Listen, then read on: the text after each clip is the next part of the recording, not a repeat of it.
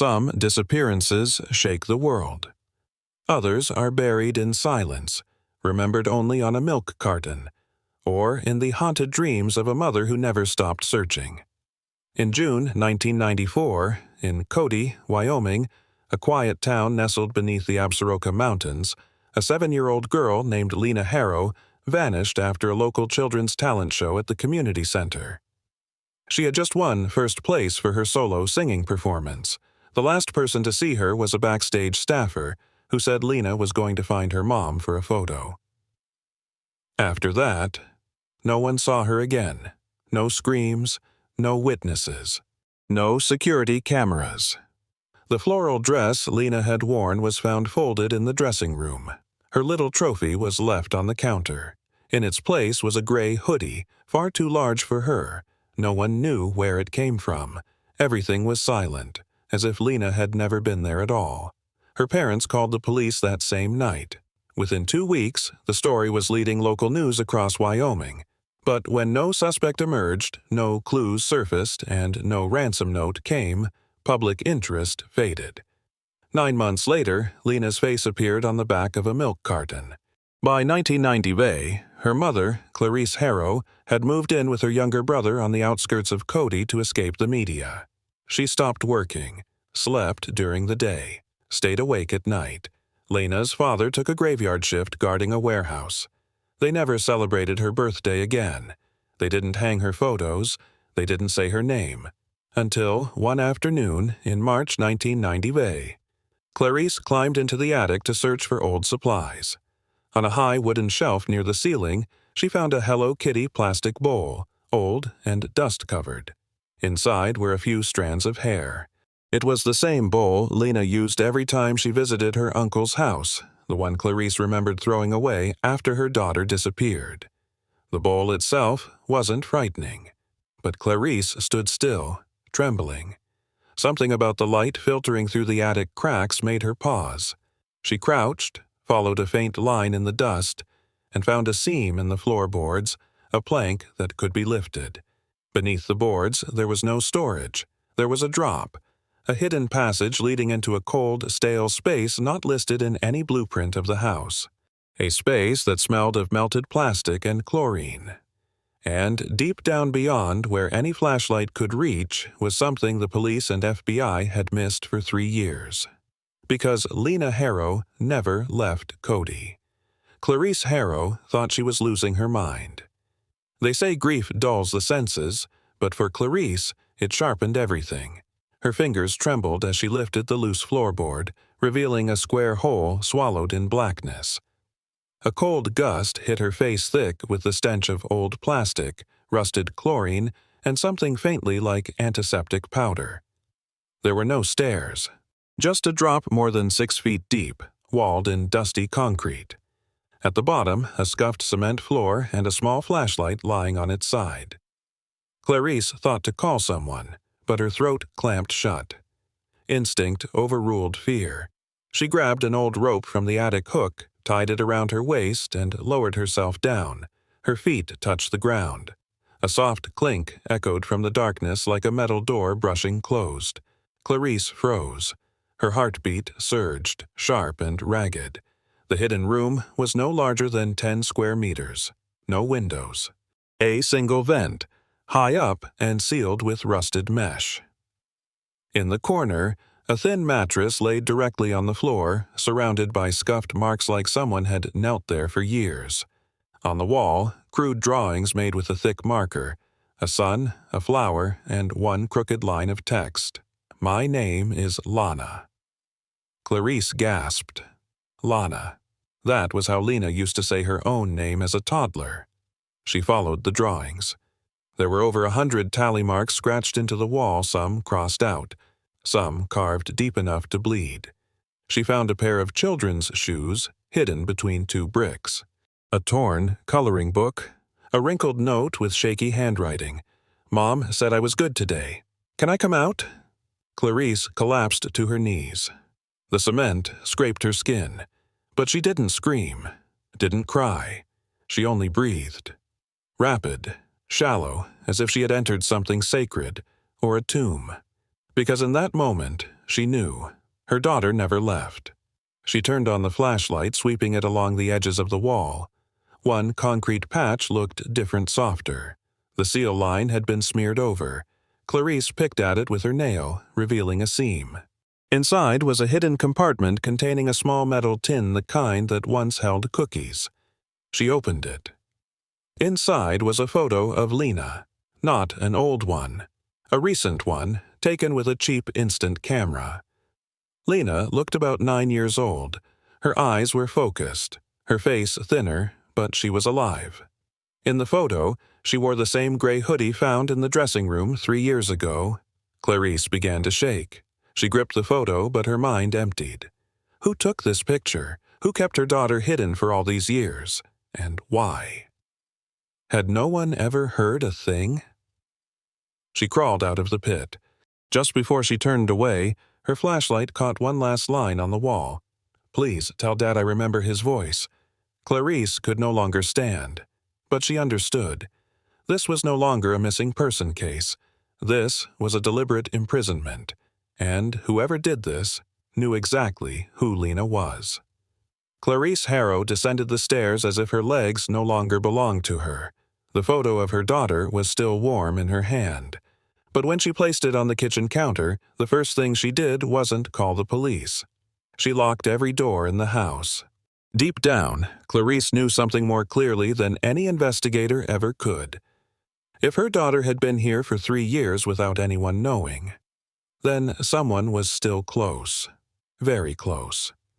The next morning, when Cody police arrived at the scene, they immediately secured the home of Clarice's younger brother, Graham Weaver, a former middle school teacher who had quit his job in 1995 due to unspecified mental health reasons. Graham was not home. They called. No answer. As forensic units combed through the hidden basement, one technician knocked on a spot near the base of the wall where the drawing was found. The hollow sound echoed. After nearly an hour of careful excavation, they discovered a narrow passageway made of plywood, almost 6 meters long, leading underneath the living room. A wooden corridor never listed in any house blueprint. And at the end of that tunnel, a heavy steel door with an old-fashioned lock, no electronics, just a basic but sturdy mechanical seal. Behind that door, they found a second room. This room had no natural light. Its walls were soundproofed, but it had power. One bare light bulb hung from exposed wire.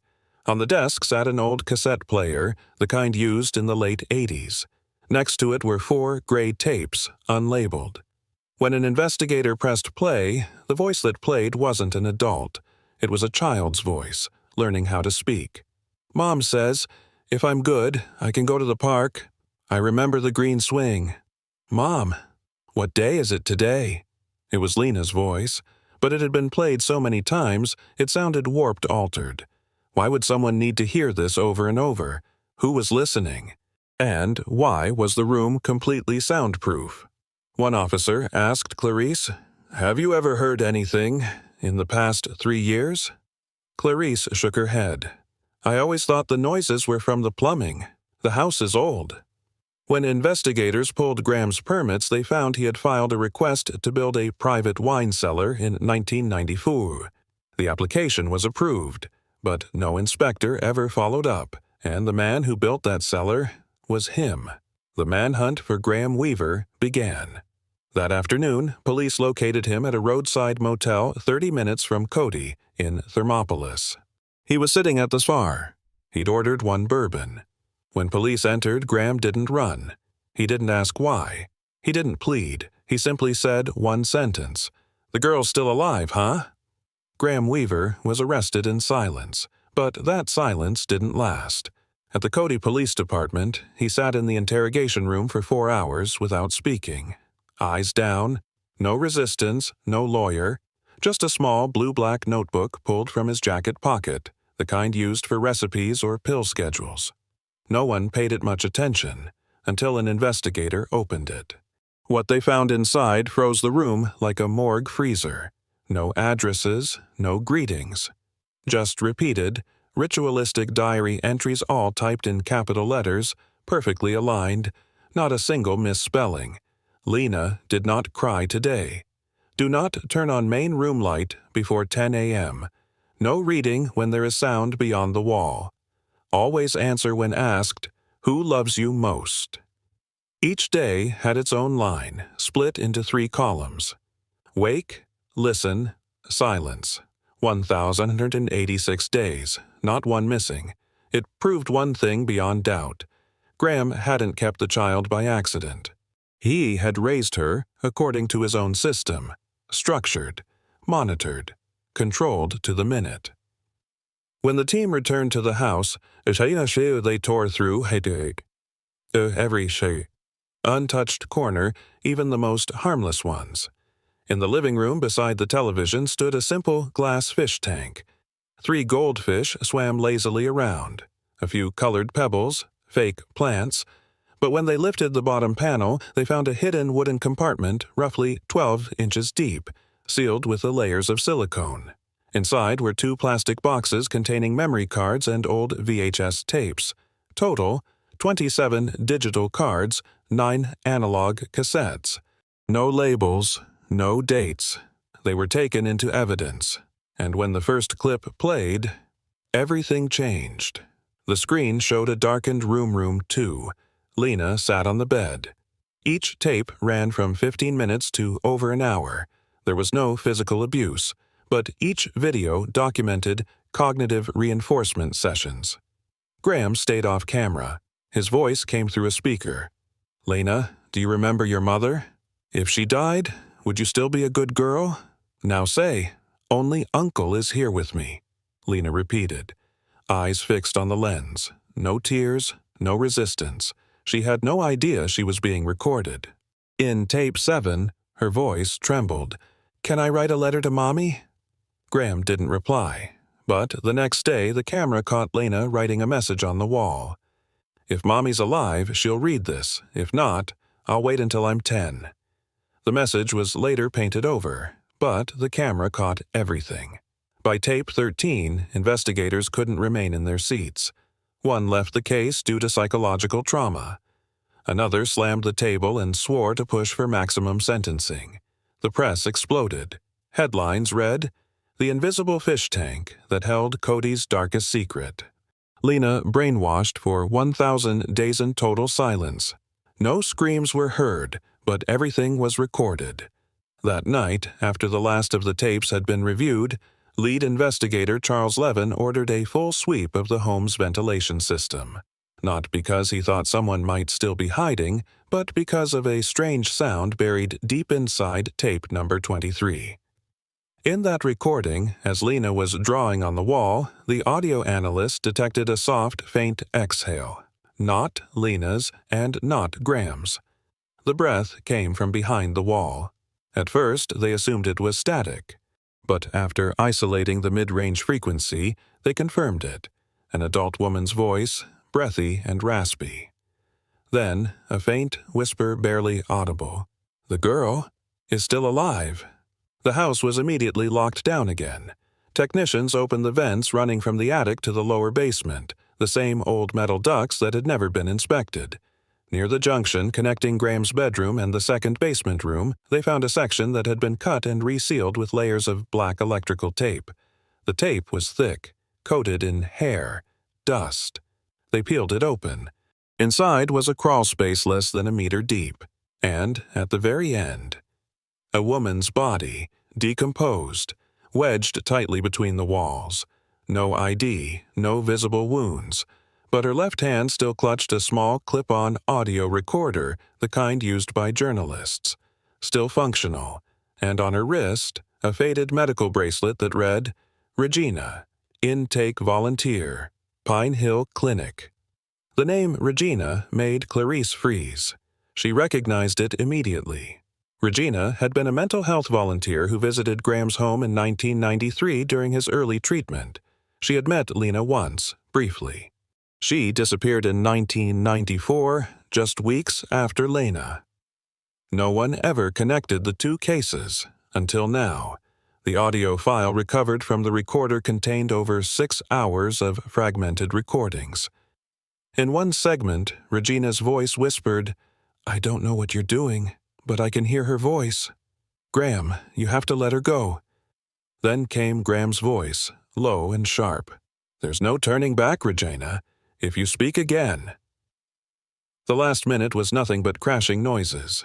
And then, 47 seconds of a woman gasping for air. The case files were blown wide open. This was no longer unlawful imprisonment. No longer a lone man with delusions. Authorities now believed Graham Weaver had operated an organized containment system, where anyone who knew too much was silenced. Anyone who resisted disappeared, and Lena may not have been the only child ever managed in that house. 3 days after Regina's body was discovered inside the vent shaft, the Graham Weaver case was turned over to federal authorities. A specialized task force arrived from Denver with a singular goal: to reconstruct Graham's entire life, every call, every associate, every trace left behind. Inside an old school district warehouse, buried beneath forgotten boxes of transfer forms, they found a sealed psychological report marked "Do Not Release." Case ID 03792-R. Char, dated 1987.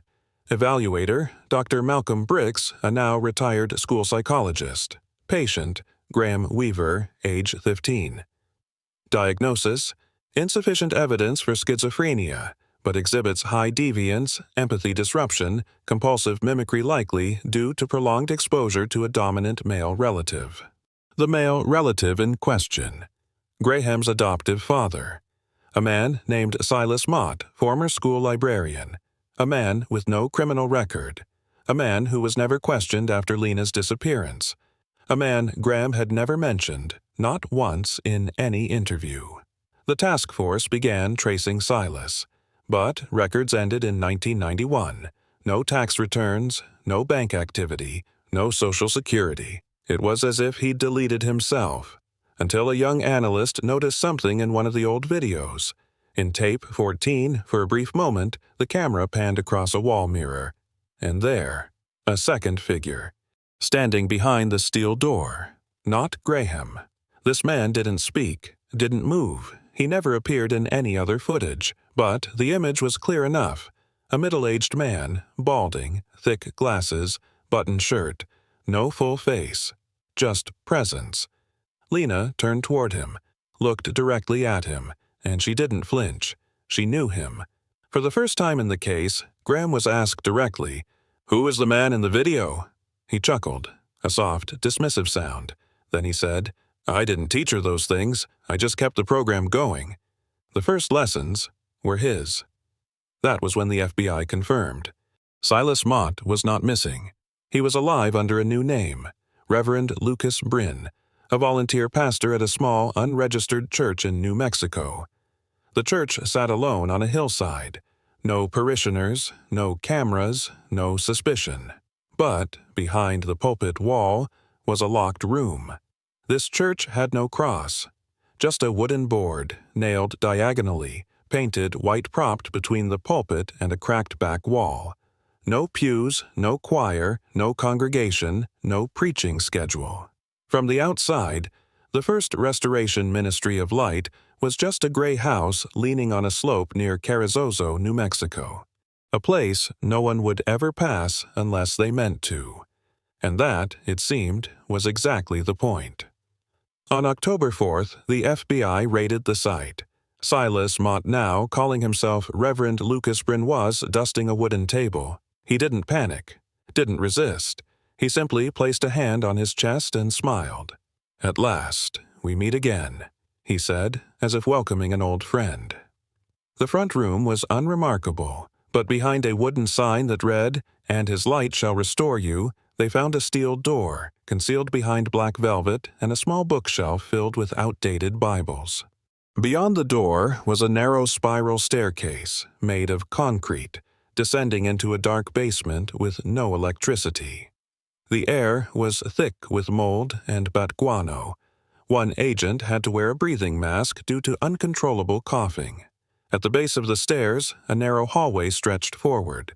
Its walls were pasted with printed scripture machine typed, perfectly aligned. For the light has come into the world, but men loved darkness more. He who turns his face from the Lord shall be locked with himself. Silence is obedience. The final door had no lock. But when they opened it, the room glowed red, lit by high-powered halogen lamps aimed at a steel table bolted to the ground. There were no restraints, but beside it sat a tray of 8 small, unlabeled vials filled with amber fluid, and in the far corner stood a camera pointed backward toward the person lying on the table. No one explained what the room was for, but in the center of the table, pressed under glass, was a handwritten note in red ink. The girl remembers the light. Handwriting analysis confirmed. It matched Lena's when she was 9 years old, which meant Lena had been here. Clarice, Lena's mother, was not allowed at the site. But when she heard the news, she asked only one question. Was there a ticking sound, like a grandfather clock? The FBI paused. In one of Regina's recovered recordings, she whispered, "I keep hearing ticking, like a clock, but underground." That line had been ignored, until now. When the team reopened the room and removed the wall behind the camera, they found a strange mechanical rig wired to the red lights emitting a single tick every 7 seconds. Not to tell time, but to erase all sense of it. Graham said nothing. Silas Bryn didn't need to, but in the final video, extracted from a hidden hard drive in the Red Room, the FBI saw a 43-second clip Lena, sitting upright in the red light, eyes wide open, no tears. She spoke one line, "I don't remember how old I am anymore." For the first time in 29 years, an investigator left the scene suffering a panic attack.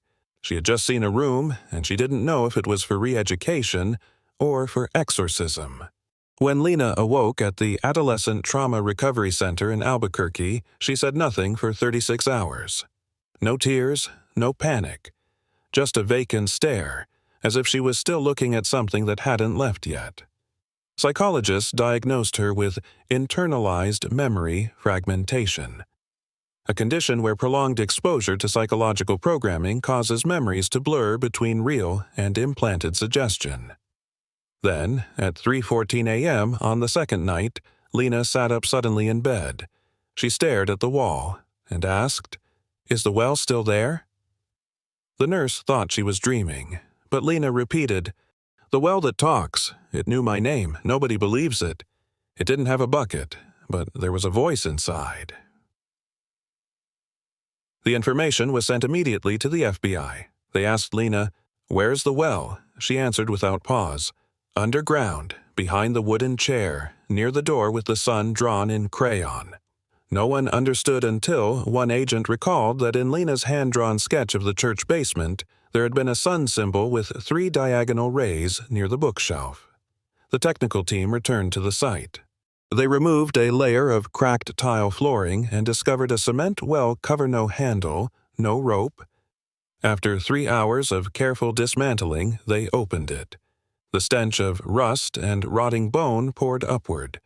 The mist fogged every camera lens. The well was 26 feet deep. At the bottom, a concrete chamber flooded ankle-deep in black water. No doors, no windows, but there was a small speaker system wires cut, and along the walls, dozens of laminated messages glued by hand identical to those used by Graham. "You are a child of light. He who turns away from the Lord shall fall to the bottom. Your name is carved into the water." In one corner, they found a crude painting in red of a girl holding a candle, standing in front of a well. Etched into the concrete lid, barely visible, someone had carved a name with a knife. Nolan. When Clarice Lena's mother was shown a photo of the name, she collapsed. Nolan was the man who adopted Graham, Silas Mott's best friend, the first father. "We visited his house once, but I thought he died years ago."